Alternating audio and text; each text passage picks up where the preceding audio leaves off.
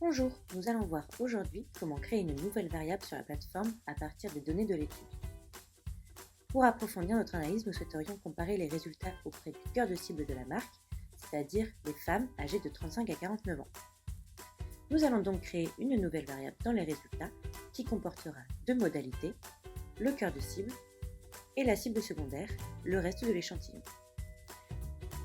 Pour cela, il faudra d'abord exporter le fichier de données individuelles de votre étude au format CSV. Une fois les données individuelles ouvertes, nous pouvons garder uniquement les questions du questionnaire qui vont nous servir à construire notre nouvelle variable. Ici, le sexe et l'âge des répondants. Nous pouvons supprimer les autres questions.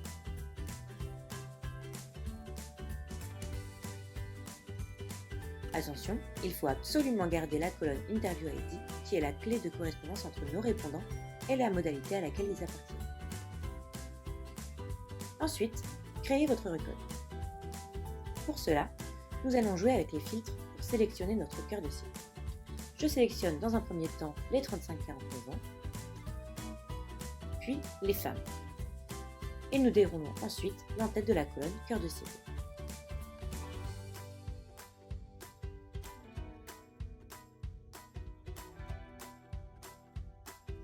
Pour finir, nous filtrons les répondants qui n'appartiennent pas au cœur de cible et nous déroulons notre en-tête cible secondaire.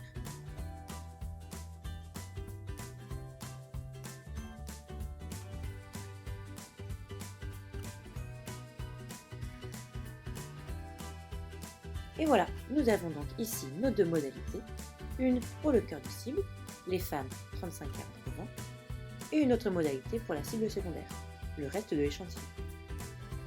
Et nous avons attribué à chaque répondant le nom de la modalité à laquelle il correspond. Pour gagner du temps, la plateforme permet d'implémenter plusieurs variables en même temps. C'est pourquoi il est important d'ajouter une ligne supplémentaire en en-tête de colonne qui correspond au nom de variable que nous allons créer. J'ai ici dans un premier temps ma variable cœur de cible. J'applique donc le même nom de variable à toutes les colonnes qui font partie de ma variable cœur de cible. Et j'ai gardé ici la note de satisfaction donnée par les répondants qui correspond à notre nouvelle variable. Je vais donc lui donner un autre nom, par exemple satisfaction. Pour une question numérique, il n'est pas nécessaire d'avoir de nom d'item car les données sont des notes et non des items. Une fois la requête créée, nous pouvons supprimer les colonnes qui ne seront pas intégrées à notre nouvelle variable et nous pouvons enregistrer notre fichier.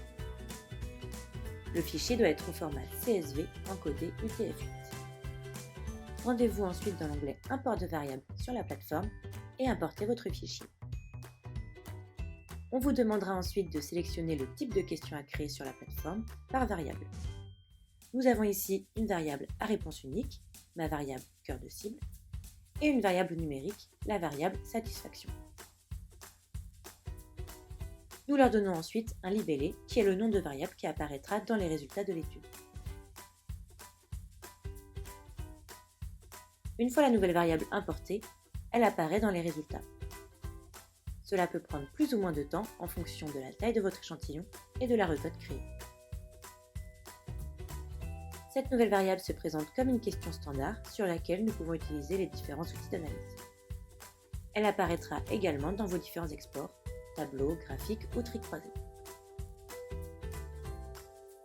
Vous avez la possibilité de supprimer cette variable dans l'onglet Paramètres sur la barre latérale gauche. Et vous pouvez également déplacer cette variable si vous souhaitez la déplacer plus loin dans le questionnaire.